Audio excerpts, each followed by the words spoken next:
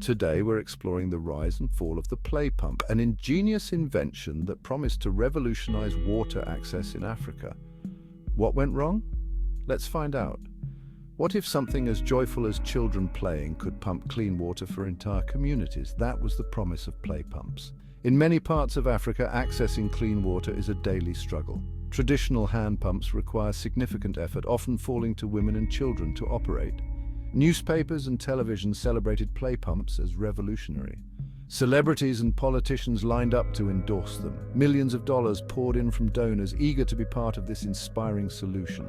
Everyone, it seemed, believed in the power of play to solve a critical problem: access to clean water. The enthusiasm was contagious. Here was a low-tech, sustainable solution powered by the boundless energy of children.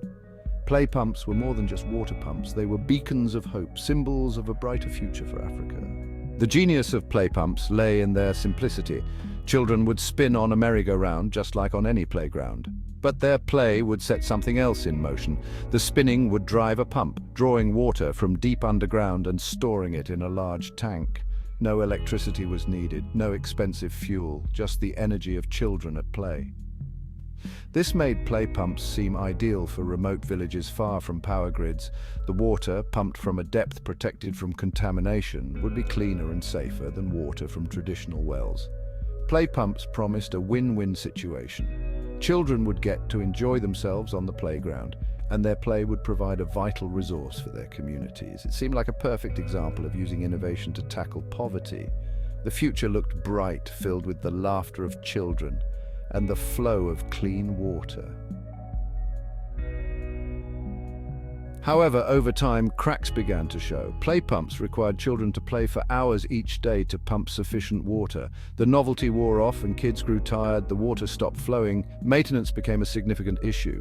Without proper upkeep, many play pumps broke down, leaving communities without water. Reports emerged of pumps breaking down, of children struggling to generate enough force to pump water effectively. The initial enthusiasm began to wane as questions arose about the long-term sustainability of the project. Maintenance proved to be a major issue.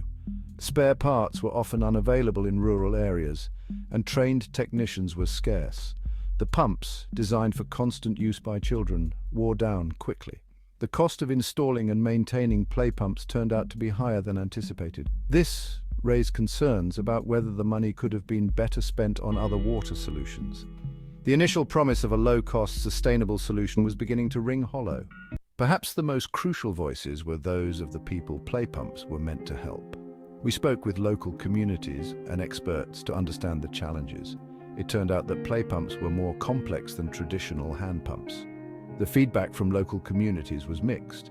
While some appreciated the access to clean water, many expressed concerns about the practicality of the pumps. Women, often responsible for fetching water, complained about the physical strain of operating the pumps. Children, instead of enjoying carefree play, were burdened with the task of pumping water for their families. The initial joy of the playground had given way to a sense of obligation. Experts began to question the wisdom of relying on child labor for such an essential resource. They pointed out that children should be in school, not pumping water.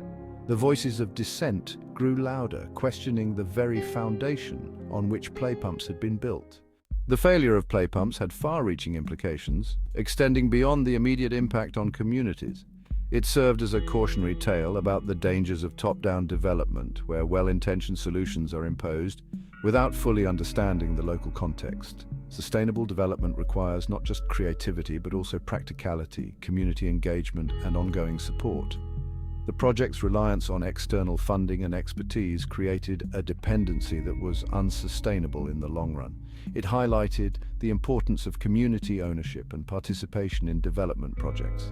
The play pump story underscored the need for rigorous evaluation and a willingness to adapt or abandon projects that are not working.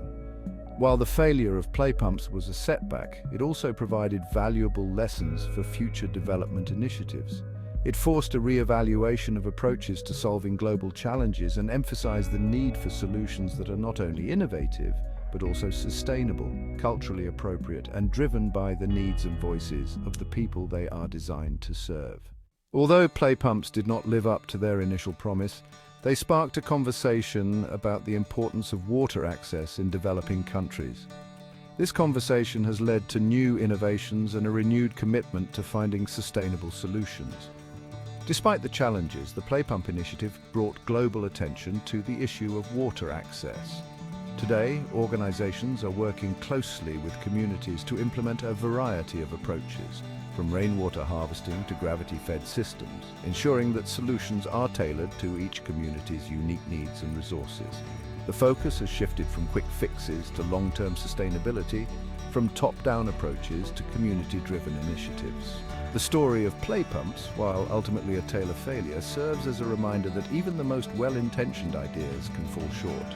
But it also underscores the power of innovation, the importance of learning from our mistakes, and the unwavering determination to create a world where everyone can access clean water.